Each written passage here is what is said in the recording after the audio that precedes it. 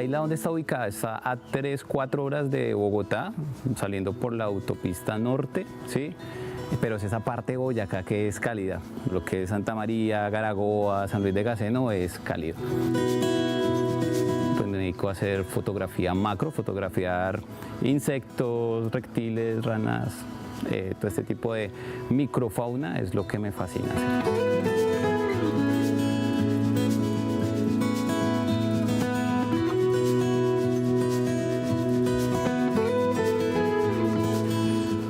Yo creo que el gusto venía desde muy pequeño, o sea, por el tema de los insectos y los animales. Me encantaba ver aves y levantar piedras y ver qué había debajo. Pero la unión, digamos, de la macro, de entrar a la macrofotografía, o sea, unir ese gusto de niñez ya con lo que hacía ahora, que era fotografía, comenzó a llegar, pues, digamos, por parte de mi esposa. Ella me enseñó a hacer fotografía, Ángela. Cuando comenzó a mostrarme todo lo que podía hacer con la cámara, me volví loco y compré mi propia cámara y comencé a hacer de todo tipo de fotografía. Y un día, escruñiñando así en internet, encontré pues macrofotografía y comencé a hacer macrofotografía a la barata, digamos, dándole solamente la vuelta a tu lente de la cámara, y tenía muy buenos resultados. Algún día llegó una visita de un insecto a la casa y logré hacerle una foto y eso me cambió totalmente. Me volvió a conectar con el niño que era antes.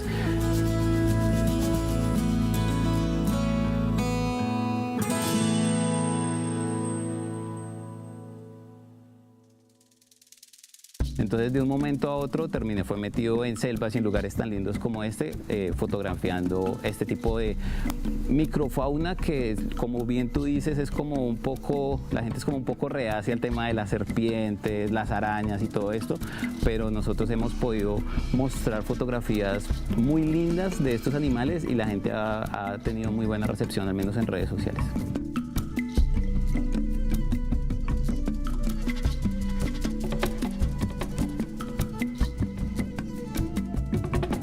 Todos estos insectos que íbamos fotografiando, para que tuvieran una mejor recepción, sobre todo a los niños, comenzamos a crear historias fantásticas alrededor de ellos. Entonces creamos igual una tierra fantástica llamada Marduk, Tierra de Gigantes. Entonces en Marduk hay insectos, reptiles, anfibios que son reyes, princesas, espías, encuentras de todo. Entonces cuando subimos la fotografía es toda una historia fantástica, ¿sí?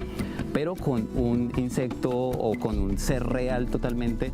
Entonces, al momento de humanizar un poquito estas especies, le cambió un poquito el chip a la gente de cómo se ven.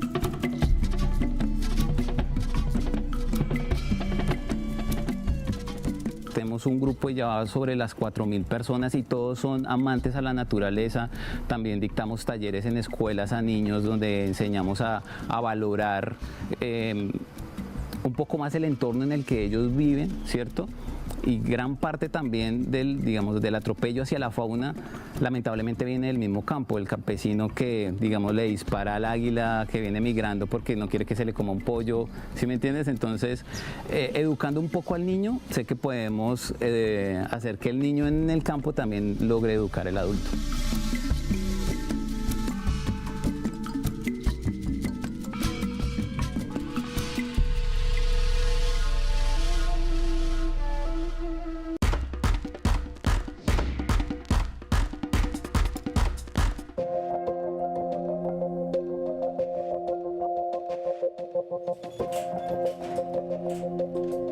My father has not even opened the door to this storage in 40 years. He says, let yourself go. Let yourself go. Pero yo quiero es pintar mejor que todo el mundo. Mi vida es pintar.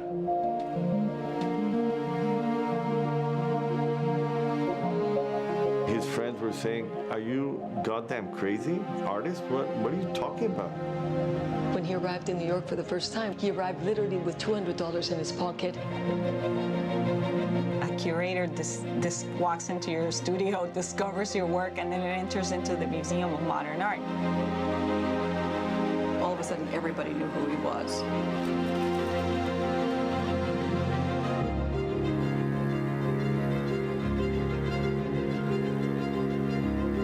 see, I like this fullness, this generosity, this sensuality that you communicate, because you know the reality is rather dry.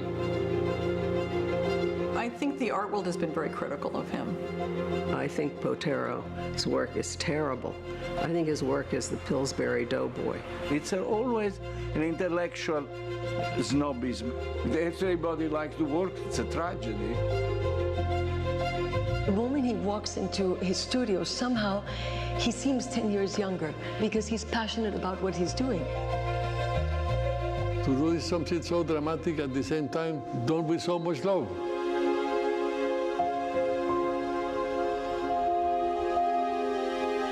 We're all big family people. I don't know if that's because we're Latin or because we all love each other so much. Everybody has to die. Botero will never die. He will be there in the art history of the world. That's it.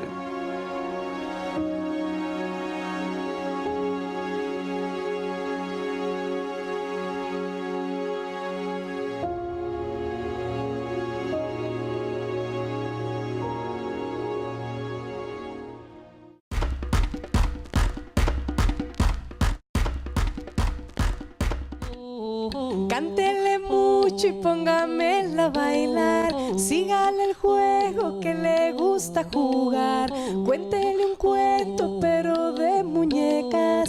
Y despacito no me la haga llorar. Las Áñez nace de dos hermanas cantando en la casa desde pequeñas, con el gusto por la voz, por las canciones. Las Áñez es nuestro dúo de canciones propias, mi hermana y yo cantando las dos solas en tarima las canciones que componemos y montamos para el público. No le va a pasar nada, de noche la Virgen la bendiga. Nosotras nos interesamos por la música desde pequeñas, por la casa, por el ambiente de la casa. Mis papás no son músicos, pero acá en nuestra casa siempre se escuchó música de todo tipo, música en español, música de diferentes países, música en inglés también, música clásica. Entonces el gusto por la música de mi papá especialmente hizo que nosotras despertáramos también un interés en eso. Trabajar entre hermanas es muy bueno porque pues es muy productivo, que estamos todo el tiempo juntas y tenemos una empatía tan especial que a veces no tenemos que ponernos de acuerdo en muchas cosas, sino que algunas cosas ya se da por hecho que estamos de acuerdo, otras no, y pues muy con tanta confianza y con tanta amistad entre nosotras es también muy divertido. No le va a pasar nada, de noche la Virgen la bendice, la guarda. Muchas cosas las hacemos juntas, pero componer, crear una canción desde ceros, lo hacemos por separado. Por mi parte, yo compongo desde la música y después hago letra, casi siempre, a veces al revés. Y Valentina muchas veces piensa en un concepto, en una letra y después le pone la música. Entonces depende de la persona y pues de la canción. Lo que sí hacemos juntas es decidir cómo va a sonar en vivo, arreglar y también decidir a qué lugar vamos a ir, si nos llega una invitación a algún país, decidir cómo complementar esa gira con otros conciertos, y nosotras mismas intentamos siempre completar las giras que nos salen. Entonces es muy conjunto, excepto por lo de componer y algunas cosas de gestión, pues sí nos dividimos tareas. Tráiganle ropa y de la bonita, quiéranle mucho que esa es mi muñeca. Nosotras hemos compuesto una vez música para cine. Bueno, la diferencia es que la importancia principal está en la imagen. Nosotras casi siempre nos hemos dedicado a componer canciones, o sea, música con letra. Para el caso, por ejemplo, de Niña Errante de Rubén Mendoza, fue un proceso de composición sin letra, comunicándonos con él. Él nos decía qué se imaginaba de la música y nosotras componíamos a partir de la voz. Entonces fue un proceso nuevo para nosotras, de mucho aprendizaje y que finalmente nos gustó mucho cómo quedó. Y si grito, reclamo, y reniego, reclamo, y reniego, sin mostrar, sin pedir más, sin verlo, sin esperar, sin esperar, siendo que me expulsó. Las personas que han seguido las hazañas y la música de nuestro dúo se identifica siempre por algo diferente, pero una de las cosas puede ser el hecho de que nos mantengamos haciendo las dos nuestras propias canciones, sacarlas adelante desde que no existen hasta que las presentamos o las grabamos en un disco. El hecho de mantenerse constante en eso puede ser uno de los hechos que haga que una persona identifique algo ahí y si se conectó no se despegue, porque sabe que ese es lo diferente que tiene pues dos voces en tarima a los grupos grandes de muchos instrumentos. Los premios que nos hemos ganado han sido muy importantes porque son una motivación para seguir haciendo lo que hacemos, que no es precisamente algo muy convencional o que espera la mayoría de la gente. Entonces a veces se queda uno pensando, ¿será que sí? ¿Será que no? Y todos estos premios lo que hacen es motivar y además estimular a que hagamos un proyecto específico que tengamos en la cabeza.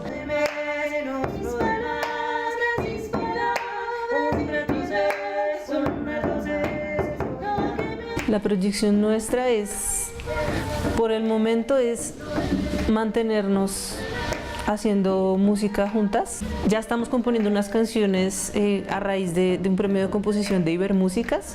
Estamos componiendo unas canciones, cada una a su estilo, pero explorando cada vez más, es decir, sin quedarnos no queremos que suene igualito al primer disco o al segundo, pero sí manteniendo nuestro estilo, explorando sonidos, siempre seguir experimentando a pesar de que nos mantenemos constantes en el mismo grupo.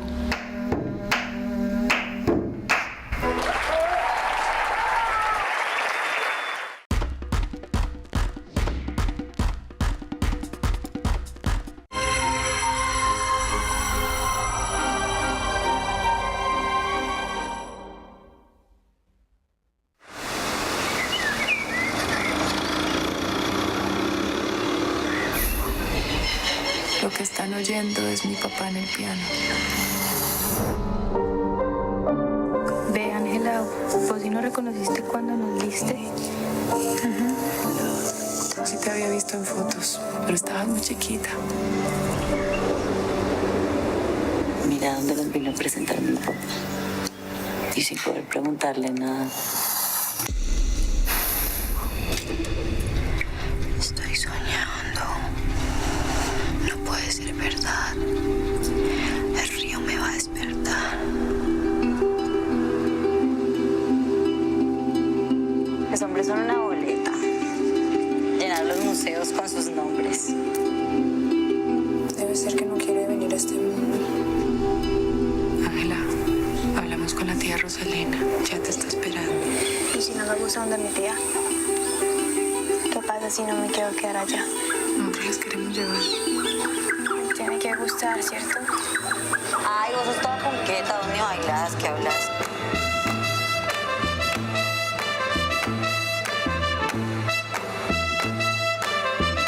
Oiga, ¿bailan bueno ustedes, no, mami?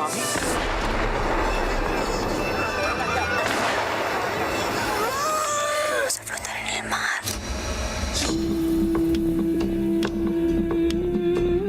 Ve a despertar. Bueno, de puta estado, hijo de puta.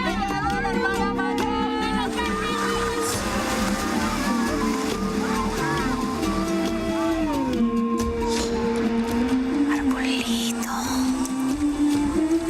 Convertite en casa.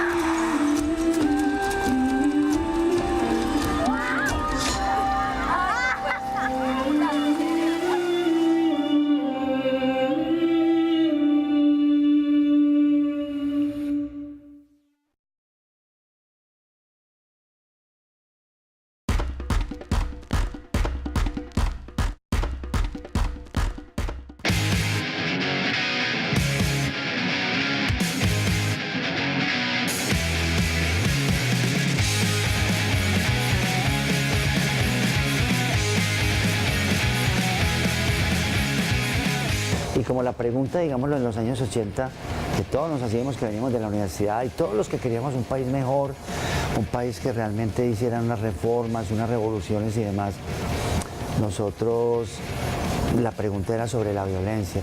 ¿De dónde nace la violencia? La violencia que te acuerdas en los años 80 Colombia y Medellín era la ciudad más violenta del mundo, entonces uno tenía que responder esa pregunta. Y entonces en Rodrigo de No Futuro, el trabajo con estos actores naturales de los barrios, que eran muchachos que estaban metidos en ese problema de no futuro tan tremendo, la respuesta a la violencia era que la violencia nace de la exclusión.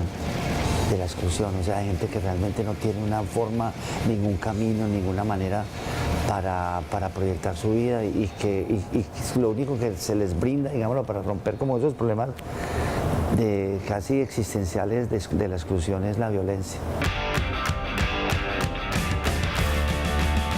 Yo escribía poesía y todavía escribo, imagínate, todavía escribo. Lo importante de la poesía es también publicarla, ¿cierto? O sea, de alguna manera pues mostrar la evolución de uno como poeta ante algunos lectores y demás. Yo hacía parte de una revista de la Universidad de Antioquia o allá pues de poetas que circulaban en torno a la universidad, que se llamaba Cuarimanti, ¿no? Y que tuvo, digámoslo, 10 años de existencia y había unos poetas muy buenos allí.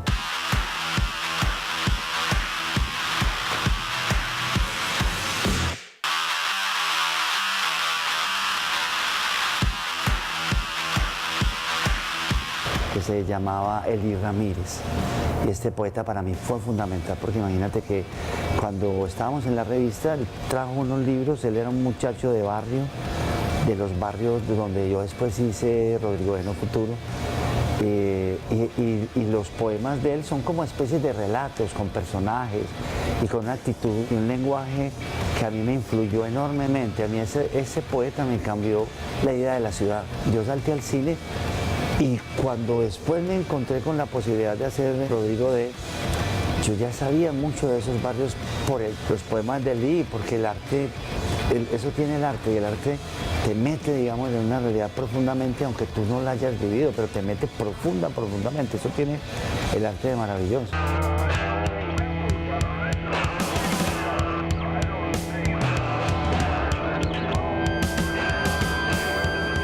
En el cine colombiano ya no es un negocio, o durante estos años no ha sido un negocio, porque tú inviertes en una película, por ejemplo, en La Mujer del Animal nosotros invertimos una plata de la cual se recuperó ni un 5%, pero lo hacíamos muy consciente, nosotros sabíamos que eso iba a ocurrir, pero queríamos hacer La Mujer del Animal porque nos parecía que era una película que tenía que existir.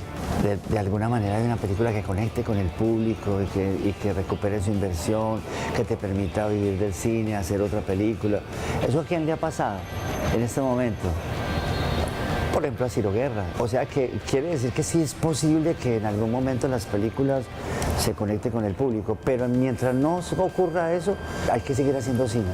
Yo creo que el cine colombiano, lo que ha ocurrido en la última década es la aparición de unos artistas y unos directores maravillosos. Digo que son por lo menos una docena, ¿cierto? En ese trípode que es, digamos, el productor, que es la ley del cine, ¿cierto? Que es una solución, el lenguaje, que es la aparición de estos directores, en ese trípode falta el público. Eso sí, es promisorio, pero hay que resolver el alejamiento del público de ese cine colombiano, que en ese sentido es triste. Necesitamos que ese público realmente se encuentre con las películas colombianas para que eso de tan promisorio sea mucho más. Yo me gané un estímulo hace año y medio con el FDC que es para hacer una película que vamos a rodar ahora en agosto-septiembre de este año, que se llama Sosiego. Esta es una película de una familia, de una señora de barrio de 48 años que descubre no, porque eso se sabe, pero digámoslo, tiene esa certeza muy amarga de una mamá, de que se da cuenta que se ha equivocado con los hijos, que los hijos no han salido para nada como ella quería, que cada uno de sus hijos ha cogido un camino muy inesperado, muy agobiante, muy amargo. O sea que seguimos ahí luchando, seguimos todavía tratando de hacer una muy bella película. Pues el consejo que yo le daría es lo que también le decían a uno cuando estaba empezando, ¿cierto? Es que tienes que hacer cine por algo más que tu interés, digamos, económico, ¿cierto? Tienes que hacer cine porque te interesa entender muchas cosas, porque te interesa a través de esa cosa compleja que es una película, en donde hay historia, hay actores, hay tantas cosas, tantos artes, tienes que hacerlo con una necesidad muy personal de responderte muchas cosas sobre este país y responder a los espectadores también muchas cosas. Y lo otro es que la única manera de aprender cine es volviendo a la historia del cine, recorriendo todos esos grandes directores, esas grandes películas, viendo cine es la mejor manera de aprender.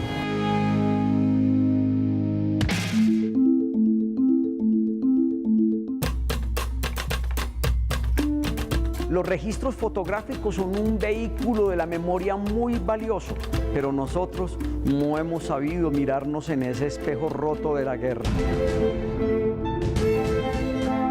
La enseñanza que me ha dejado documentar el conflicto en Colombia es que las comunidades son supremamente fuertes. Todas las víctimas de todos los conflictos es la población más débil, es la población vulnerable, que nadie las mira o que las miran con desprecio. Entonces a ellas hay que darles el puesto que se lo merecen como seres humanos.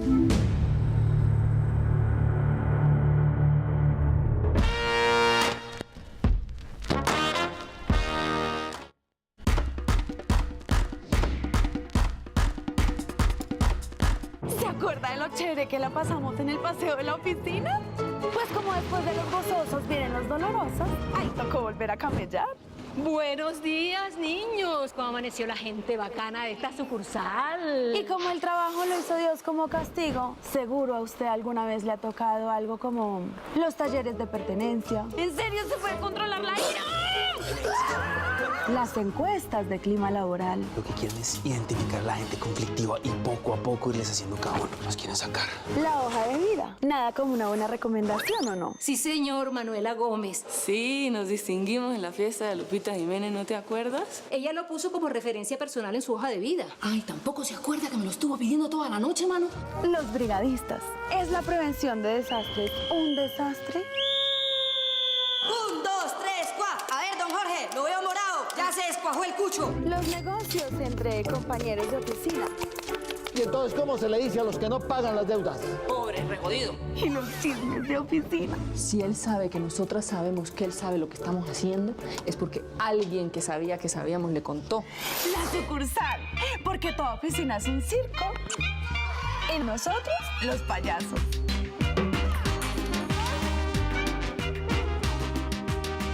¿Cómo está Arturito? Doctora, Arturo, mi marido, se paleteó hace 2 años y medio. Estreno 11 de abril, solo en cines. ¿Se debe ver con los de la oficina? Ella es la prima de una conocida del concuñado de una tía de un pariente lejano. Apenas se pare al baño, yo voy y la encierro y le pego su levantada, mano. Le dañamos la cirugía.